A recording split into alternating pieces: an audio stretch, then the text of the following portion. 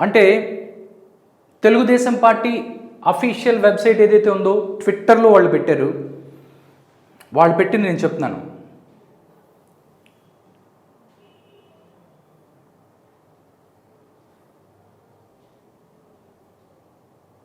ఇది వాళ్ళు పెట్టింది నేను చెప్తున్నాను.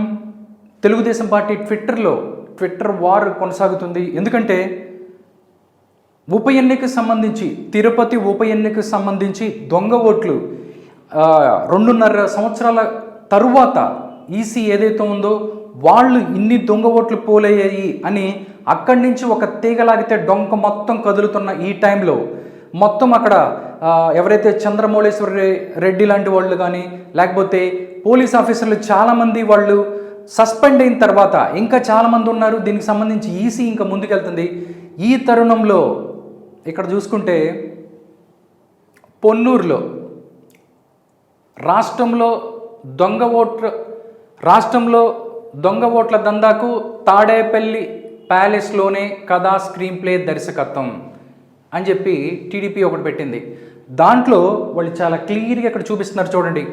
పొన్నూరులో అంటే నార్మల్గా నీ పేరు మీదనో నా పేరు మీదనో ఇంకొకరు వేరే వాళ్ళ పేరు మీద ఉంటే పెద్దగా అంత సీరియస్నెస్ ఉండదు. దీనికి సంబంధించి డైరెక్ట్గా ఎవరైతే ప్రభుత్వ సలహాదారుగా కొన్ని 100 కోట్ల రూపాయలు ప్రజాధనం తీసుకొని ప్రభుత్వ సలహాదారుగా ఉన్నారో ఆయన సజ్జల రామకృష్ణారెడ్డి ఎవరైతే ఉన్నారో, నార్మల్గా ఆయన ఇప్పుడు జగన్మోహన్ రెడ్డి గారు మాట్లాడాల్సిన మాటని ఆయన వచ్చి లాస్ట్లో వచ్చి మాట్లాడుతుంటారు. మై దగ్గరకు తీసుకొని అన్ని విషయాలు మాట్లాడుతుంటారు.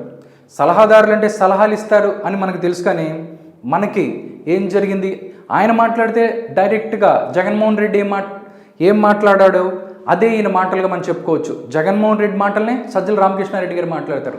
డైరెక్ట్గా ఇప్పుడు ఎవరైతే ఉన్నారో సజ్జల రామకృష్ణారెడ్డి గారికి ఫ్యామిలీకి సంబంధించి ఓట్లు పొన్నూరు నియోజకవర్గం ఇక్కడ చూస్తే పొన్నూరులో నియోజకవర్గంలో ఉన్నాయి. ఇగో ఇక్కడ చూడండి, ఓటర్ పేరు రామకృష్ణారెడ్డి సజ్జల. ఓకే, ఆయన పేరు వయస్సు 65 సంవత్సరాలు. నెక్స్ట్ ఇక్కడ చూసుకున్నట్లయితే ఇది రామకృష్ణారెడ్డి గారు, ఆయన ఫోటో కూడా ఉంది. నెక్స్ట్ ఓటర్ పేరు లక్ష్మీ సజ్జల. ఓకే, భర్త పేరు రామకృష్ణారెడ్డి సజ్జల. దాంతోపాటు ఇక్కడ ఎవరైతే వైసీపీ సోషల్ మీడియాని నడిపిస్తున్న వైసీపీ పార్టీని సోషల్ మీడియా నడిపిస్తున్న భార్గవరెడ్డి సజ్జల వాళ్ళ అబ్బాయి ఇక్కడ 801 సీరియల్ నెంబర్లో భార్గవరెడ్డి సజ్జల, తల్లి పేరు లక్ష్మీ సజ్జల. దాంతోపాటు నవ్య మోతే ఎవరైతే భార్గవ అంటే భర్త పేరు భార్గవ సజ్జల, అంటే సజ్జల రామకృష్ణారెడ్డి గారి కోడలు భార్గవరెడ్డి గారి వైఫ్ అన్నమాట. అంటే పొన్నూరులో చూసుకుంటే పొన్నూరు నియోజకవర్గంలో ఇగో భాగం సంఖ్య 31 అని కూడా ఇక్కడ చెప్తున్నారు. ఆఫ్టర్ దట్ మళ్ళీ వీళ్ళ పేర్లతోనే ఇక్కడ మనం చూసుకున్నట్లయితే మంగళగిరి నియోజకవర్గంలో కూడా రామకృష్ణారెడ్డి గారు సజ్జల రామకృష్ణారెడ్డి గారికి సంబంధించి ఆయన యొక్క ఇక్కడ కూడా సేమ్ ఓటర్. ఇది ఇక్కడ సీరియల్ నెంబర్ చూస్తే 1091. ఓకే, ఓటర్ పేరు రామకృష్ణారెడ్డి సజ్జల. ఓకే, వయసు 65 సంవత్సరాలు. నెక్స్ట్ ఓటర్ పేరు లక్ష్మీ సజ్జల, భర్త పేరు రామకృష్ణారెడ్డి సజ్జల. ఇక్కడ చూసుకుంటున్నట్లే భార్గవ సజ్జల.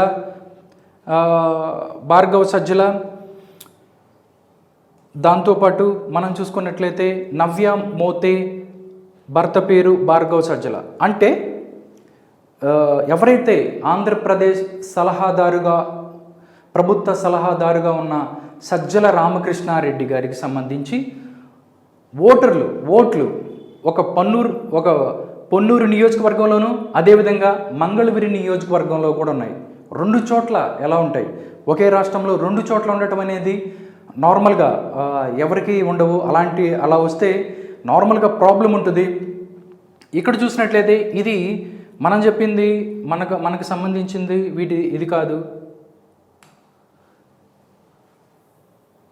ఇక్కడ చూడండి, TDP official page Telugu Desam party reposted Dhulipala Narendra Kumar ఎవరైతే ఉన్నారో టీడీపీకి సంబంధించి ఆయన రైట్. ధూళిపాడ నరేంద్ర కుమార్ దీన్ని మళ్ళీ రీట్వీట్ చేశారు. క్యాంప్ ఆఫీస్ క్లర్క్ అంటే వాళ్ళు కొంచెం పొలిటికల్గా వెళ్ళారు. క్యాంప్ ఆఫీస్ క్లర్క్ రెడ్ హ్యాండెడ్గా బుక్, 2 చోట్ల దొంగ ఓట్లతో సలహాల రెడ్డి అడ్డంగా దొరికాడు. పొన్నూరులో 1 ఓటు, మంగళగిరిలో 1 ఓటు. ఇది రాష్ట్రంలో దొంగ ఓట్ల దందాకు తాడేపల్లిలో కథ, స్క్రీన్ ప్లే, దర్శకత్వం అంటూ ఈజీగా వాళ్ళు చూపెట్టారు. ఇక్కడ మొత్తం 2 చోట్ల ఉన్నటువంటి ఆ యొక్క ఓటర్ ఐడీస్ని కూడా వాళ్ళు చూశారు. కింద కూడా వాళ్ళు టీడీపీ అఫీషియల్ పేజ్లో వాళ్ళు చేశారు. తాడేపల్లి ప్యాలెస్లోనే దొంగ ఓట్ల దందా తాడేపల్లి ప్యాలెస్లోనే దొంగ ఓట్ల దందా మొదలైంది అనటానికి ఇదిగో సాక్ష్యం. తెల్లారితే మైక్ ముందు నీతి వాక్యాలు వల్లించే camp office clerk Sajjala and ఫ్యామిలీకి 2 నియోజకవర్గాల్లో ఓట్లు. ఇది పరిస్థితి. అంటే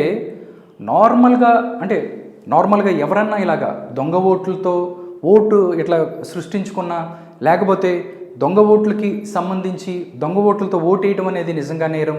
దానికి సంబంధించి ఒకచోట ఆల్రెడీ తిరుపతికి సంబంధించి ఈ గోల నడుస్తూ ఉండగా ఈసీ ఏదైతే ఉందో 2.5 సంవత్సరాల తర్వాత ఆ కేసును తీసుకొని అందరినీ సస్పెండ్ చేస్తుంది.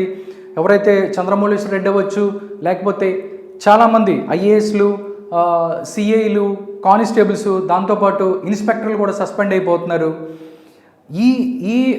ఈ దందా ఇలా జరుగుతున్న టైంలోనే మళ్ళీ ఎక్స్టెండ్ అవుతూ ఇలా నకిలీ ఓట్లకు సంబంధించి, నకిలీ ఓట్లు అంటే ఎవరో ఒకళ్ళిద్దరు కాదు, డైరెక్ట్గా ఎవరైతే ప్రభుత్వ సలహాదారుగా ఉన్నారో రామకృష్ణారెడ్డి గారు, వాళ్ళకి సంబంధించిన ఓట్లని, దొంగ ఓట్లు 2 చోట్ల ఉండటం అనేది అంటే ప్రతిపక్షం ఏదైతే ఉందో దీన్ని ముందుకు తీసుకెళ్తుంది. అంటే వాళ్ళు చెప్తున్నారు ఆంధ్రప్రదేశ్లో 2024 ఎలక్షన్స్లో వైసీపీ దొంగ ఓట్లని ఆల్రెడీ ఈసీ కూడా వాళ్ళు కంప్లైంట్ చేశారు. ఎన్నో వందల దొంగ ఓట్లు వాళ్ళు రెడీ చేశారు. దొంగ ఓట్లతో వైసీపీ గెలవాలనుకుంటుంది అంటూ వాళ్ళు ఆల్రెడీ ఈసీని కలిశారు. కానీ దీనికి సంబంధించి సాక్ష్యాలు ఏమీ దొరకలేదు. కానీ ఇప్పుడు టీడీపీకి సంబంధించి వాళ్ళ ప్రతిపక్షానికి సంబంధించి వాళ్ళ అఫీషియల్ పేజ్లోని వాళ్ళు ఇలా పెట్టారు. ఇలా జనాల్లోకి తీసుకెళ్లే ప్రయత్నం జరుగుతుంది. దీనికి సంబంధించి ఈసీ ఏం చేస్తుంది? ఎలక్షన్ కమిషన్కి వాళ్ళు కంప్లైంట్ చేస్తారా? ఈసీ ఆల్రెడీ తిరుపతి ఉప ఎన్నికలకు సంబంధించి చాలామంది సస్పెండ్ చేసింది. అక్కడ చాలామంది మీద కొంతమందిని వీఆర్ పంపించారు. దీని తర్వాత టీడీపీ దీని మీద ఏ విధంగా ముందుకెళ్తుంది? సజ్జల రామకృష్ణారెడ్డి అవ్వచ్చు, వైసీపీ పార్టీ దీనికి ఏ విధంగా సమాధానం చెప్తారనేది ఉత్కంఠగా మారింది. చూడాలి.